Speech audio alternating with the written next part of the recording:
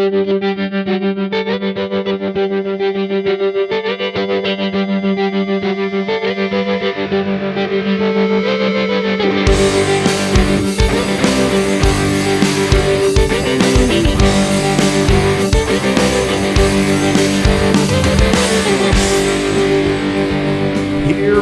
go.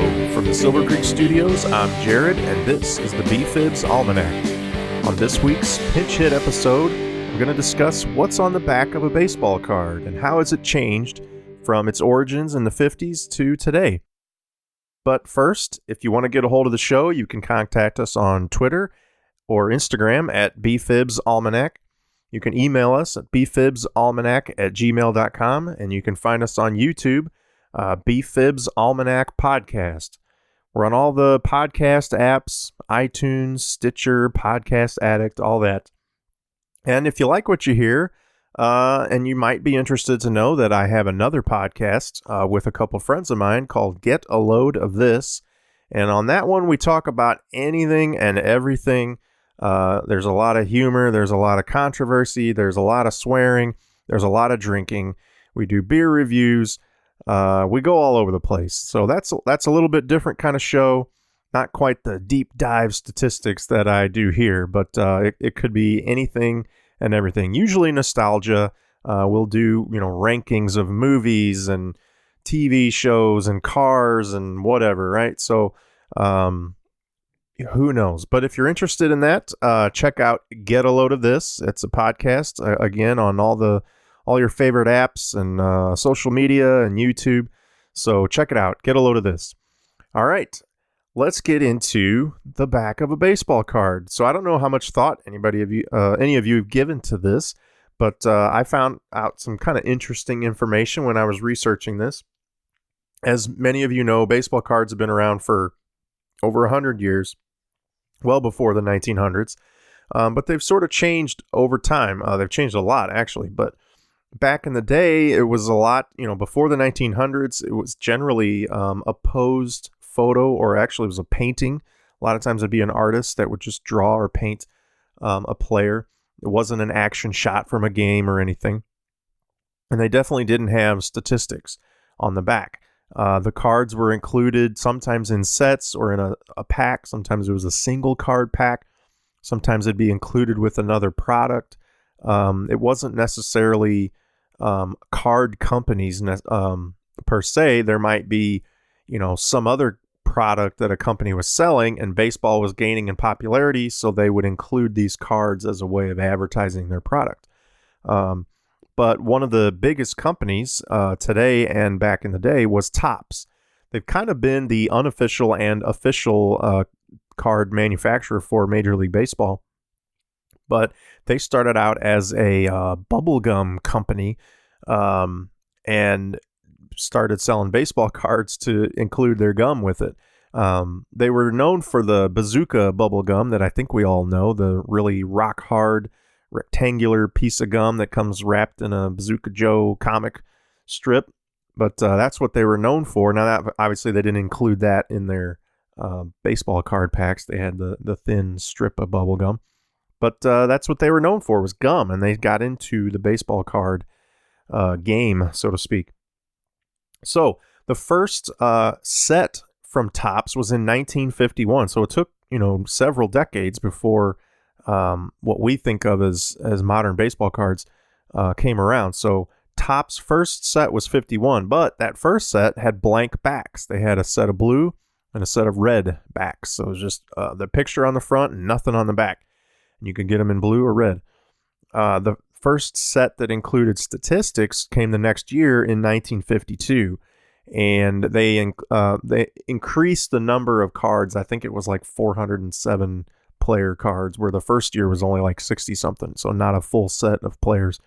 So 1952 is kind of known as the first modern baseball card that includes all the stats, most of the stats that we think of now as modern cards. So it had their vital statistics, height, weight, and where they were born and all that stuff. But we'll get into kind of the differences in the different years and how they progressed. Back in the day, in the 50s, the main competitors with Topps were Bowman and Leaf and Fleer. Fleer was another bubblegum company, something with gum and baseball. And so those companies were sort of competing with Topps, producing similar cards. I think Bowman was most similar as far as what they had on the cards and everything. Over the, I forget, not very long later, Topps bought out Bowman, and Fleer was involved, but there were some lawsuits regarding what they were allowed to put on the cards and whether they could include gum and things like that. So I think by now, let's see, I want to say Topps bought Bowman. Donruss was bought by somebody, and Fleer was bought by somebody. I forget. Panini, I think, is one of them. So there's only a handful of companies out there now. Well, there's a few, but they're kind of owned by other companies. So I think there's only three main, I think Upper Deck, Topps, and is it Panini, I think. Anyway, it's not what we're worried about. So for this argument or this show, we're going to talk about mostly Topps. We're going to look at the Topps cards and how they changed over the years. So, and really I'm just kind of diving into what are the key player stats on the back of a card. So that first year, 1952, where Topps had all these stats on a card, they included games, at-bats, runs, hits, home runs, runs batted in, batting average. And by the way, all those are spelled out. They did not have the abbreviations for any of these things. And then they also included in a sort of separate section, separated by a couple dashed lines, putouts, assists, errors, and fielding average. Not fielding percentage, fielding average. So they had a few defensive statistics on this first batch of cards. Now, that first year, they included the previous season and your lifetime stats. So instead of every year that you played, they just had your total lifetime stats and then the previous season. It wasn't until 1957 was the first year that offered year-to-year stats, so every season that you played. And then they alternated year-to-year and just the previous year every season until 1963 when the year-to-year stats became permanent. So for 6 years or whatever, they were alternating year-to-year. I don't know why. But as of 63, it became permanent to have the year-to-year stats. So, what was on the back of a 63 card? It did change a little bit. They added the year, the team, and the league. So before that, it didn't say what team you played for or the league you're in. So year, team, and league. And then everything else was pretty much the same, except they started abbreviating. So G for games, AB for at-bats, R, H. They added doubles and triples, so 2B and 3B, and then HR, RBI, and AVG. So I guess by then everybody kind of knew what those things were, but that first batch, they needed to spell it out, what all those stats were. I don't know if I mentioned, so that was position players.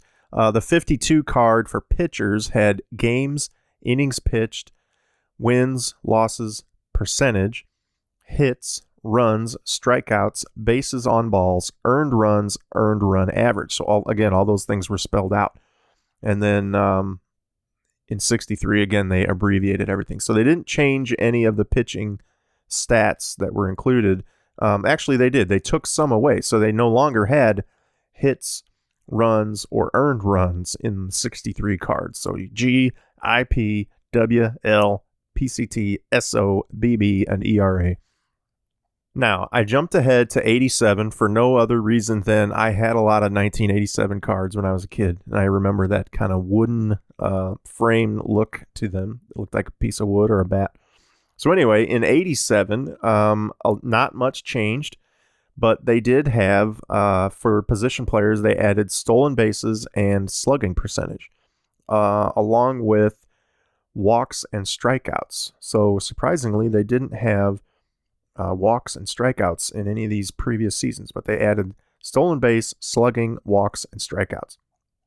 And for pitchers, they put back in runs and earned runs, which were taken out previously, and they added GS, game started, CG, complete games, SHO, shutouts, and SV, saves. So these are the pitcher stats. Now, I'm not saying they added them in 87. Just by the time I picked a random year in the 80s, those stats were added. I don't recall when that first year that included those extra pitcher stats. So again, up until this point, you still had all these kind of classic statistics that most of us think of when we think of baseball stats. The additional stats for shutouts and saves and complete games is, not exactly sabermetric stats or anything, but it is additional information that they didn't used to have. And interestingly enough, starting pitchers and relief pitchers all had those same stats. So you could have a starting pitcher and they had the save category with 0 saves, or a relief pitcher with 0 complete games or shutouts or whatever. So kind of interesting that they had that on there for everybody. Now, the next big change in cards didn't happen until 2014, and it's really kind of stayed that way ever since. But in 2014, on player cards, they started adding WAR, the big one. We've talked about WAR on the show. The other thing that was in there is OPS. That was added, I think, before 2014. But all the other statistics didn't change, except they added OPS, which is on base plus slugging percentage, and WAR, which is not an official statistic, as we discussed, but they got it on there. I do think it's interesting. They've had slugging percentage on the cards for 35 years, 30 years, but they added on the OPS without the on base percentage. So I guess they, instead of putting on base and slugging and letting you add it up, they just put OPS. And then for pitchers, they added hits back on, which was kind of interesting that was removed for a while. They added WHIP, which is walks plus hits per inning pitched. And again, they added WAR. So this was in 2014. So a lot of the stuff has stayed the same. Like I said, the classic stats. But more recently, just 4 or 5 years ago, adding in WAR became a thing that everybody wanted to know. What's Mike Trout's WAR? What's Bryce Harper's WAR? What's Clayton Kershaw's WAR? And starting to compare those values. So kind of interesting. The other thing of note that I've noticed on some of the newer cards over the last couple of years is they've got your Twitter handle and your Instagram account on your card. Now, not everybody had those, but it seems like every card I saw had a Twitter account on it, and a lot of them had the Instagram account too. So I just thought that was kind of funny to see how social media is invading the back of baseball cards. And of course, they always have a little blurb about, so-and-so accomplished this in, 19 whatever, or they were traded from this team to that team, or he came from this town and had this nickname or whatever. So there's usually a little blurb on there when they can fit it. But so yeah, kind of interesting. Before the 50s, I think, a lot of people assume that these old cards of Babe Ruth and Honus Wagner stuff had their stats on them too, and then they didn't. So it wasn't until the 50s that they started including this stuff. And even then, I think when Fleer first came out with their pack, they didn't have a license to include certain players, so they had a contract with Ted Williams, just Ted Williams. So they would include like these 8 or 10 card packs of just Ted Williams. And then when he retired, they started producing cards of other retired players. So they only had license to retired players. So Fleer was kind of the retiree series for a little while there. But anyway, that's all I got for this episode. I just kind of wanted to talk a little bit about the backs of baseball cards and how those stats have changed, and maybe how what we look at now with advanced sabermetrics and WAR and everything has kind of started to tweak into kids and collectors and what they look at and compare on the back of a card. I know when I was a kid, I definitely was looking at the back, comparing home run totals and RBIs and batting average, all that stuff that, doesn't matter anymore. But yeah, so that's all I've got for this pinch hit episode. Until next time, I'm Jared, and this is the BFIBs Almanac.